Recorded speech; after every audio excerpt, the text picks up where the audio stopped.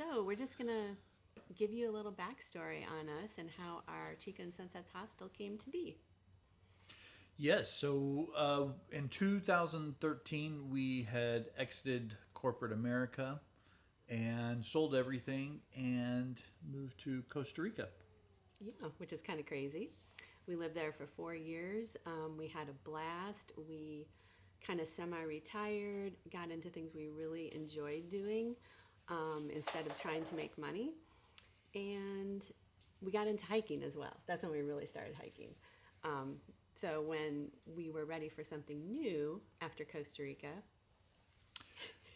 I think it was Chica. She okay. said maybe we should hike the Appalachian Trail, and Yeah, and I was joking. I yeah. was not serious. But after several more hikes, I think we started really considering that as an option. And we were ready to move from Costa Rica. We didn't know where we wanted to live in the U.S. We didn't know what we wanted to do next in this life of adventure, um, and so it became a pretty smart idea to hike the Appalachian Trail because it takes about 6 months, and it will give us time to figure out what to do next. Yeah, so we knew one thing for sure. We did not want to go back to corporate America and work in corporate jobs, the 9 to 5, which really wasn't 9 to 5. It was like 24 hours a day. Well, at least for you. Yeah, for sure. So yeah, when we were still in Costa Rica, we started thinking about different places we might want to live in the U.S. And we were kind of focused on like outdoorsy towns, like we were thinking Asheville or Bend, Oregon was a couple of them. Hmm. But Asheville was just too big, it was too pricey, so we kind of started looking at outlining little cities around Asheville. And I think we read like a 10 some blog post about the 10 smallest cities in North Carolina that were really in the mountains and kind of outdoorsy, but small towns that you never heard of, and Franklin was one of those towns. Yep. So Franklin was already on our list, and this is well before. This was actually before we decided to hike the AT. It was first. Let's go back to the U.S. So we're looking for towns, and now we've decided to hike the AT. We move.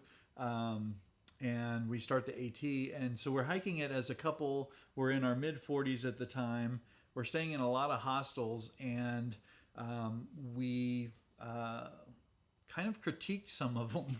We started talking about like things we didn't like about some of the hostels, mainly because we're older and we like our comfort. Like we did not like bunk beds where we had to be on. Either of us never Rock, wanted paper, scissors. Who for the who top gets who bunk. gets the bunk, the top Yeah, bunk? yeah. So things like that. But then we also started talking about things we did like from certain hostels, which there was a lot of that too, a lot of positives.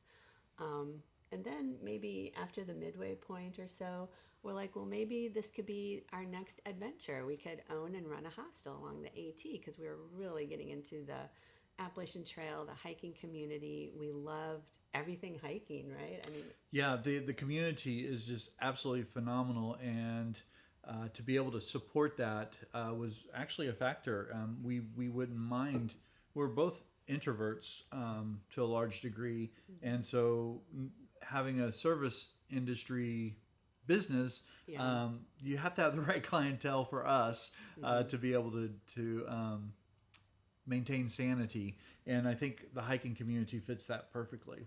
Yep, and also, so when we started thinking about a hostel with the introvertness in mind, we knew we wanted to do a small hostel, and we definitely wanted separation from our living space. So that was our two top criterias for doing a hostel. Yep. So we wanted small. We wanted no bunk beds, uh, Hmm.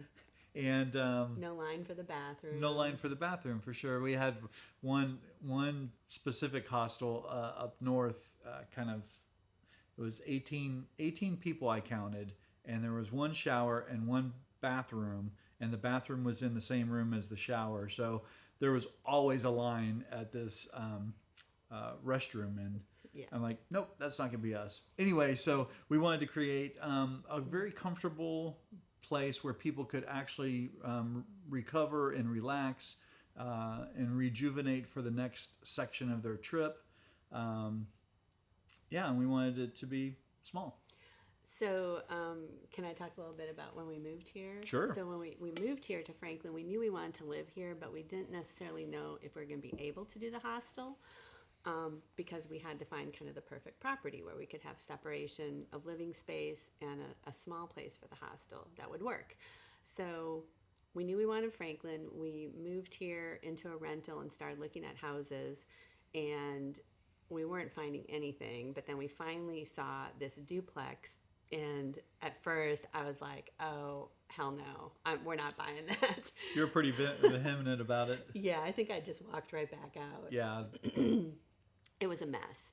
There were previous renters who had lived here in both the downstairs and the upstairs, and the landlord wasn't here in the city. Nothing was taken care of. It was very dirty. We won't go into detail, but it was just a mess. The scariest sentence when you're looking at properties is, it's got good bones. And that's what he kept telling me. And I started thinking about it, we started talking about, okay, what would it take to kind of clean this up, maybe do a little renovating, to make it livable both for us upstairs and the hostel downstairs. So after that, we're like, yeah, we thought we could make it work, and we had time. We had like a half a year to put in effort to clean it up and renovate it. So we bought it. Yep. And you don't run a hostel to make a lot of money. So we got into this duplex right at the right time, right before the COVID spike and all that stuff. And we got a great deal on it because it did need so much work. So that's really the only way we were able to buy property here and start the hostel, because without that low cost, Yeah. it would have been very, very challenging. Yeah. So we moved in. It didn't take much to renovate our upstairs. We repainted it. We moved in, and then we had tenants here when we bought the property, but they decided not to renew, and we were glad they moved out because we could really get down here and actually see how much work was needed. Yeah, so there was dingy carpet throughout. There were, I think, 3 sources of water encroachment. There was electrical issues. The whole back wall of the kitchen did not work. So we had to do quite a bit of work. And with help from a friend of ours in Georgia, a Highlander, we did a lot of this work ourselves. We had an electrician do the electrical work, but Chica and I laid the floor. With Dale's help. He taught us how to do it. We did the whole floor, everything except the bathroom. Yep.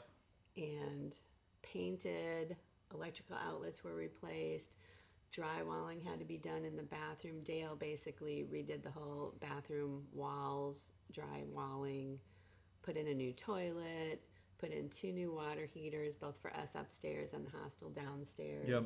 What else? 2 new air conditioners. Just basically renovated all major systems. Go ahead. Go ahead, and just painted everything. Yep, and we eventually had to replace the oven and the refrigerator down here and the microwave. So yeah. So, and this all snowballs, and we finish, and we open just in time for the 2020 season, and we open of the coronavirus. And then we shut down to a global pandemic. Yeah, so I think we were only open for like 5 weeks. Yep, 5 weeks, and then the town shut down all short-term accommodations. Yeah, so that was kind of a hit to us, but we took that opportunity to start hiking. And yeah, we went that year. We did the Bartram Trail and the Colorado Trail, so and it all worked out. Able to open up the hostel like 2 months later. So we got section hikers in the summer, and so now we're on our 5th year of doing the hostel, and Yep, and we just we love taking care of hikers. We're Franklin is 110 miles into the AT, so people still have questions. They still need to get their packs right. With us having hiked 5,000 miles together, we have quite a bit of experience that we can help hikers out with, and we just love taking care of hikers. Yep. When you get to mile 110, We are here for you in Franklin. Our hostel price is all inclusive. We will come pick you up at the trailhead, which is about a 20-minute drive outside the city. It includes self-service laundry. You have a non-bunk bed and a full kitchen to cook whatever you want. We take you to town and back to resupply, and we take you back to the trailhead the next morning. Yep. So give us a text. Yeah. See you in Franklin. Chica and Sunsets.